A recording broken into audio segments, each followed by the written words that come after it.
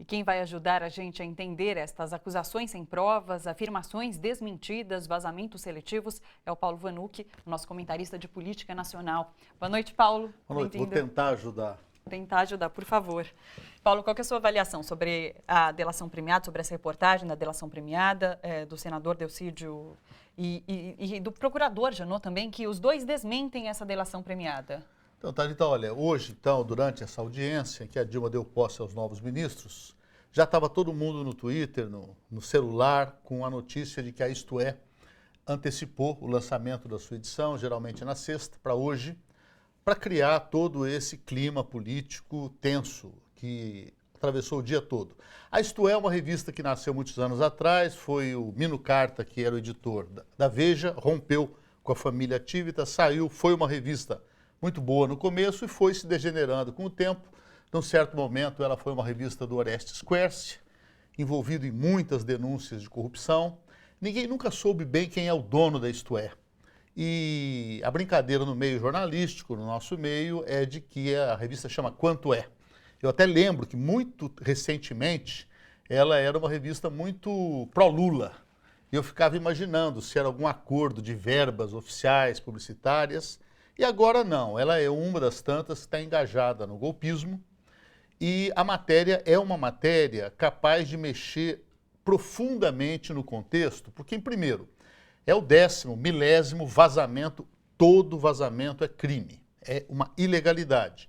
Se ele é seletivo, é só contra o PT, contra Dilma, Lula, é mais grave ainda. Não pode, e até agora já faz mais de um ano que tem vazamento toda hora, e ninguém tomou nenhuma providência, mesmo o ministro Zé Eduardo Martins Cardoso, que trocou de ministério hoje de manhã e estreou muito bem à tarde como advogado-geral da União, numa entrevista que eu acompanhei o tempo todo, coletiva, e que ele reduziu a pó as denúncias de Delcídio ou da Isto É, porque o Delcídio também negou, não se sabe bem. Então, claro, o presidente Lula reagiu dizendo que não tem sentido, a Dilma disse que ela está indignada com a atitude de um senador que sempre foi do PT, mas no PT todo mundo comentava que ele era um petista não petista, era o mais tucano dos petistas. Ele veio do PSDB, ele foi diretor da Petrobras, do governo Fernando Henrique, era o maior especialista em Paulo Roberto, em todos esses figurões aí atuais. Claro que aí sobra um problema para o PT também, porque conviver com uma figura assim, a ponto dele ser o líder, recentemente, da presidenta Dilma. Aqui a gente faz, aqui a gente paga. E nesse sentido, também ele teria feito uma delação premiada e não teria. E o que aparece na revista Isto É hoje, se for verdade, é gravíssimo.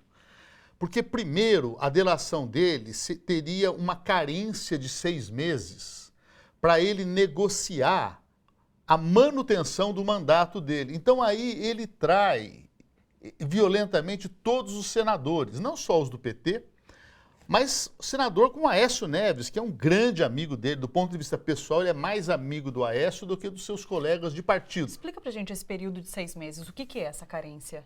Não, então é muito estranho, porque nunca apareceu nada assim. A delação, ela tem que ser homologada pelo ministro do Supremo, que no caso é o Teori Zavascki, Sim. e tem que passar pelo Procurador-Geral da República, o Janot.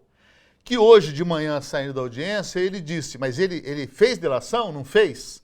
Porque o que existe é uma minuta de delação que foi vazada.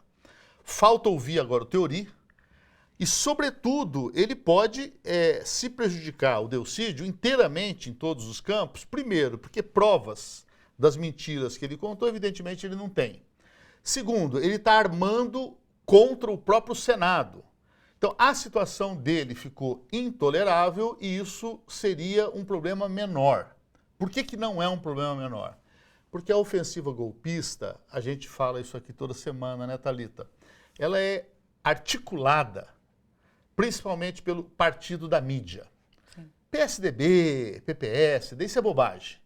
A mídia articula. Então agora, se ela botasse a entrevista do Zé Eduardo Martins Cardoso hoje, derrubando item por item, mostrando que ele fala que a Dilma, ela mexeu numa coisa da CPI dos bingos, que é lá em 2000, errou de data, errou de memória.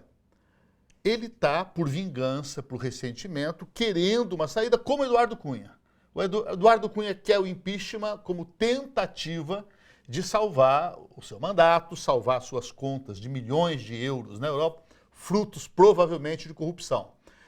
Se a Rede Globo, daqui a pouco, no nosso jornal concorrente, Jornal Nacional, fizesse uma fala honesta, a população entenderia que há uma divisão, deixa eu ver melhor.